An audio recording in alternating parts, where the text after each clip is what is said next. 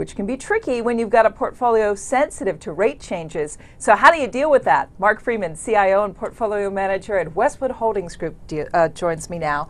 So it's nice to have you here. My pleasure. Especially with everything that's happening on the interest rate front, because you really focus on dividends and yields. How does that all change? You know, how's that changed from May when we had a different picture?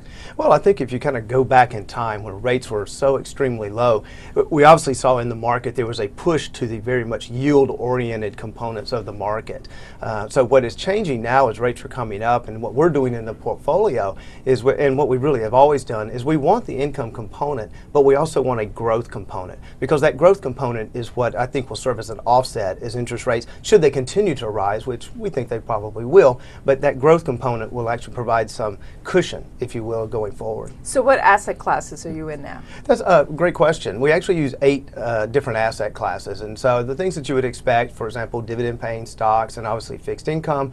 We use royalty trusts. We also use master limited partnerships, preferreds, converts, and cash, which I do consider an asset class. Do you have more cash now than in the past? We do. I'm actually, right now we're using cash almost as a substitute for fixed income, because one thing I do want to say. You're not alone, right? Yeah, exactly right. It's an issue of I'd rather have no return than a negative return, and that's basically the trade-off right now between cash and fixed income. So you may say, well, look, why do you want something with no return? And I think one of the things that's important to understand is that within the kind of the mandate of the fund is that we also want to maintain a low volatility profile, and cash helps us to do that right now.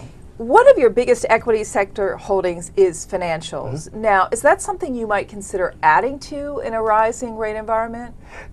Actually, it is, and it's actually an area where we have been adding to there, because we also want to look and say, well, look, what parts of the market or what type of companies actually going to benefit from a rising rate environment? And financials are one.